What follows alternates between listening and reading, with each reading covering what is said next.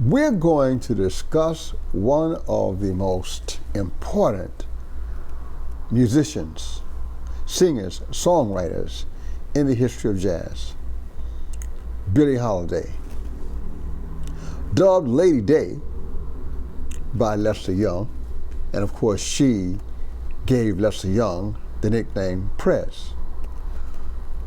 She was born in 1915 and her given name is Eleanora Fagan. But of course you all know Eleanora Fagan does not sound like a jazz name, so that had to change. Billie Holiday's got a lot more snap to it, so that's what happened. She and her mom were always on the move, it seemed. Mom lived a kind of exciting life. So young Eleanor had to follow mom. And off to Baltimore they went. And in Baltimore, it was live. And there was a lot of jazz.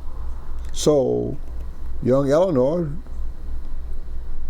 grew up in the middle of the jazz age in Baltimore and all of the associated excitements, shall we say.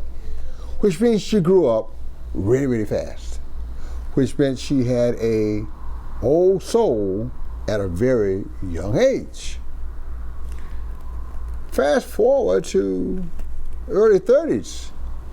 She's in New York and she's singing and she's developing her very distinctive vocal style with that sultry voice and an interpretation that was so unique that any song she sang immediately became her song because no one could sing it like she could.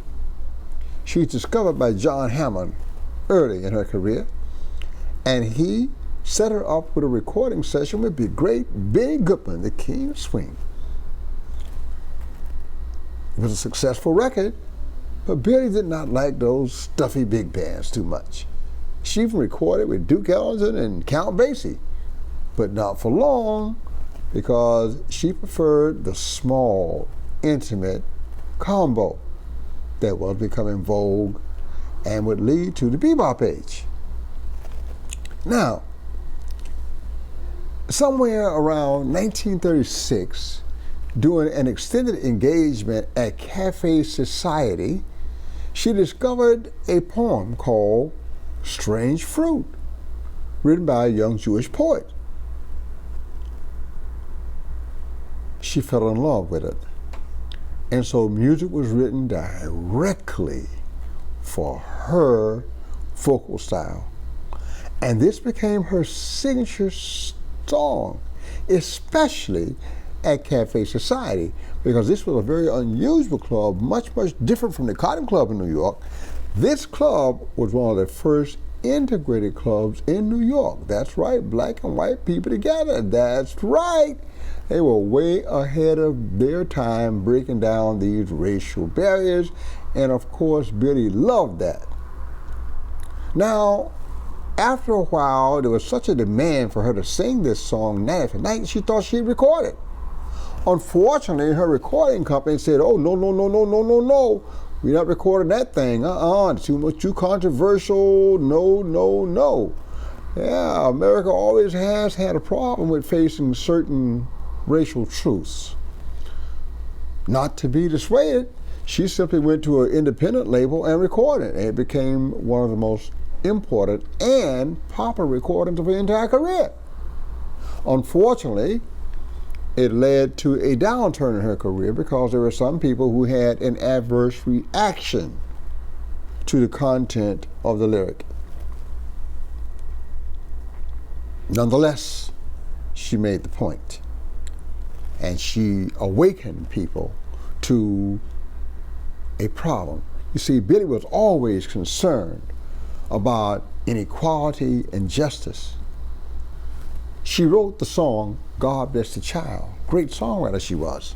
And this has become a part of the American songbook. Everyone knows this song.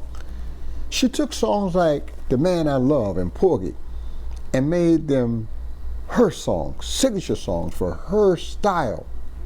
Someone once asked her, how is it that you take these songs and you transform them and you make them so personal and so full of impact.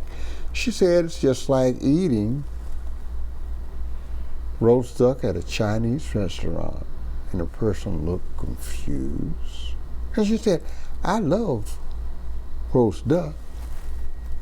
And you see, most of those songs I have lived. So I'm just singing me. It's that easy. May have been easy for her, but it's never been that easy for any other jazz singer. And for 80 years, since her first recordings, jazz singers have studied her work and used her as a template for what jazz singing should be.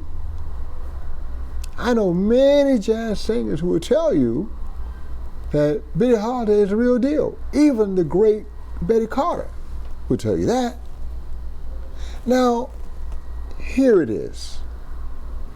If you have a favorite jazz singer and you think they're really it, put on a recording of Billie Holiday and then put on your favorite jazz singer and see what the comparison is.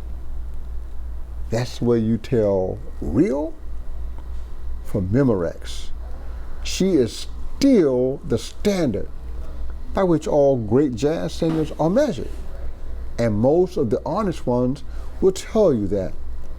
She is also one of the people to have a social consciousness. Most people will tell you that Strange Fruit is the first protest song of the civil rights era. She stood by that. Unfortunately, her lifestyle and the trials and tribulations she suffered in life caused her to have an early demise. At 44 years of age, we lost Miss Eleanor Fagan, Billie Holiday, Lady Day. But we did not lose her music. So please, if you want to be touched to the bottom of your soul, if you want the marrow of your bones to ring out, put on some Billie Holiday. And whatever you do, be brave enough, especially in today's context, to listen to Strange Fruit at least one time the way Billie delivered it. Eleanor Fagan,